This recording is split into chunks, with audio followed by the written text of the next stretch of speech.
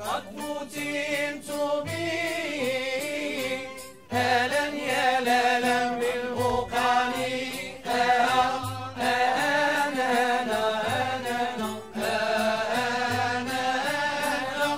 أنا لا حكموا علي هلا يا لالا لي يا ولي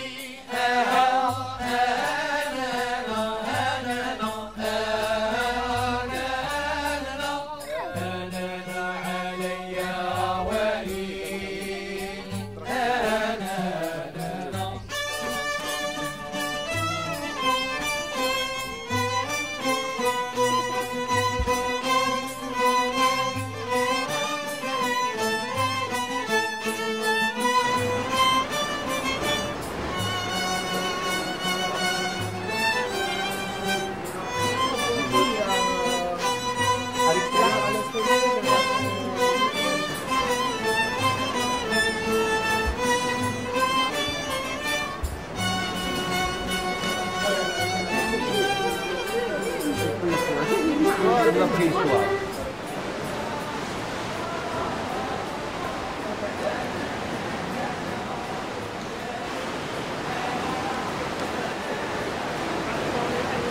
En fait, la grotte, c'est un site qui a connu une occupation préhistorique et qui a continué à fonctionner comme lieu d'extraction de roches, en particulier d'immeubles et de roches qui va servir pour la construction d'un certain nombre de sites, comme le site de Kota qui est juste à côté.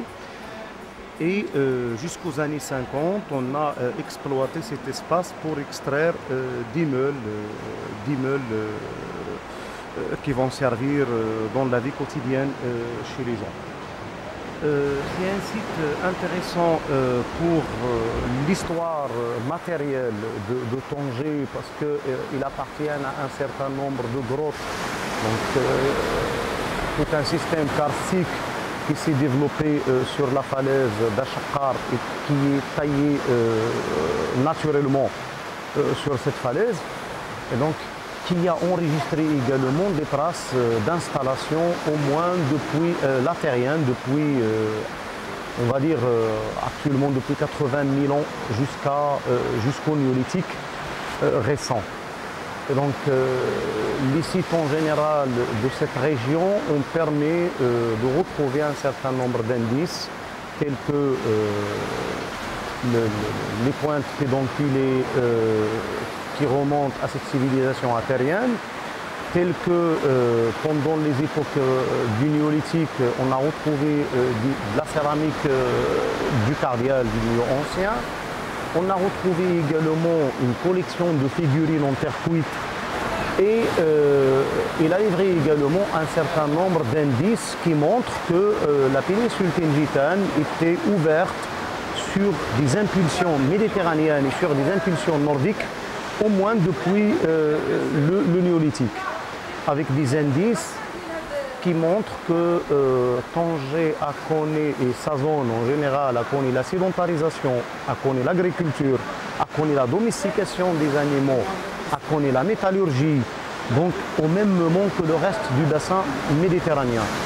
Donc à côté de ça, le site est lié également à la mythologie gréco-romaine, parce qu'on l'appelle la grotte d'Hercule, et Hercule, on le considère comme le fondateur, enfin, comme le responsable de l'écartement dans la mythologie, de l'écartement ou de la séparation entre les deux colonnes d'Hercule, entre la colonne qui existe au nord, c'est-à-dire à Cadiz, et la colonne qui existe au sud à Jebel Moussa et sur la façade méditerranéenne.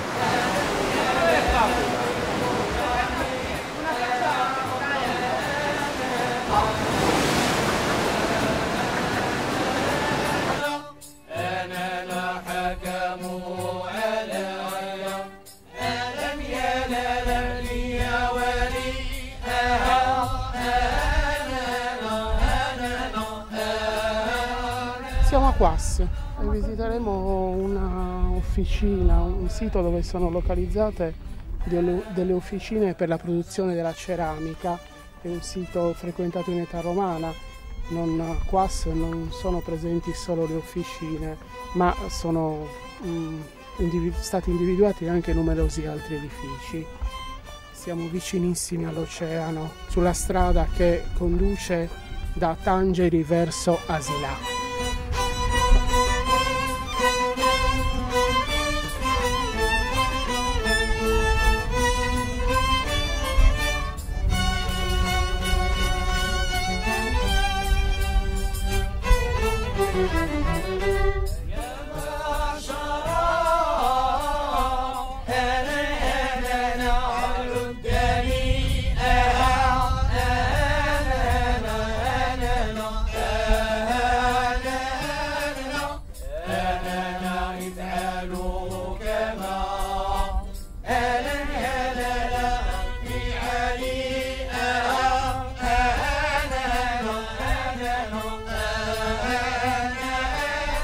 Le site de Quas, il a été découvert et fouillé par Michel Ponsic dans les années 60. En fait, c'est plus ou moins un complexe composé surtout de cette butte-là, qui est en fait l'habitat.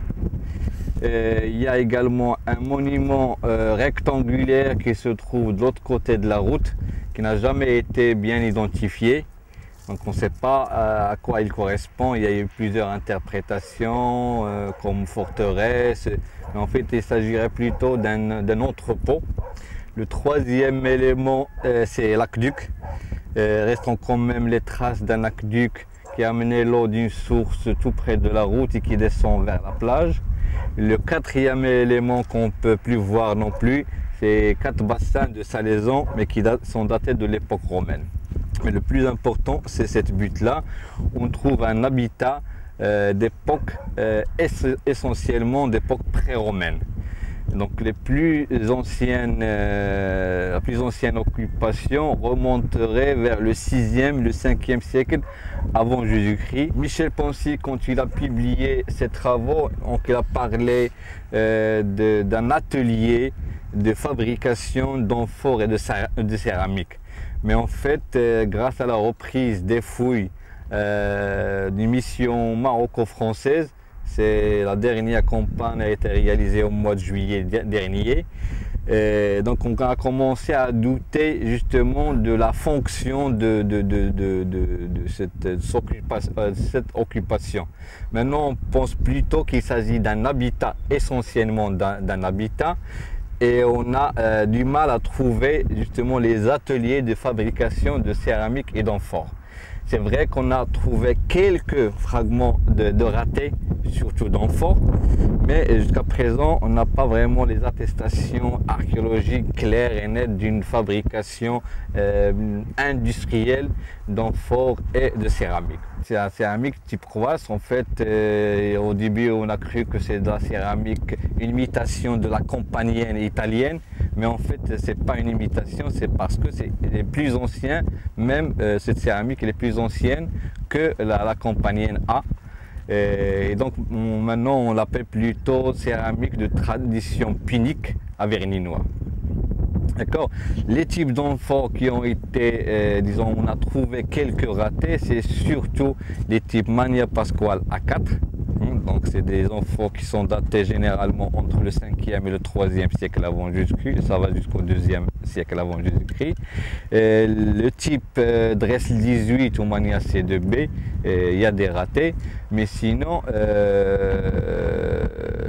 on n'est pas encore sûr, justement on n'a pas encore trouvé les fours et les ateliers de fabrication de ces amphores. Alors le mobilier archéologique issu des fouilles de Ponsic, il est très riche. Donc il y a essentiellement des amphores, il y a de la céramique, cette céramique qu'on appelle type Quas, il y a de la céramique peinte également, de la céramique commune et de certaines imitations de la céramique ibérique par exemple. L'occupation du site de Quas, il est resté jusqu'au fin premier, même jusqu'au début deuxième, pour être carrément abandonné après. Il y a certaines traces d'une occupation à l'époque romaine, mais mais en fait il s'agit plutôt d'une occupation temporaire, peut-être liée à l'aqueduc qui est d'époque romaine et aux usines de salaison. Sans oublier bien sûr une occupation très importante à l'époque médiévale, parce qu'il y a beaucoup de céramique médiévale et c'est plein, il y a quelques structures, mais surtout des fosses remplies de céramique d'époque médiévale, généralement datées entre le 11e et le 14e siècle après Jésus-Christ. On va voir les différentes structures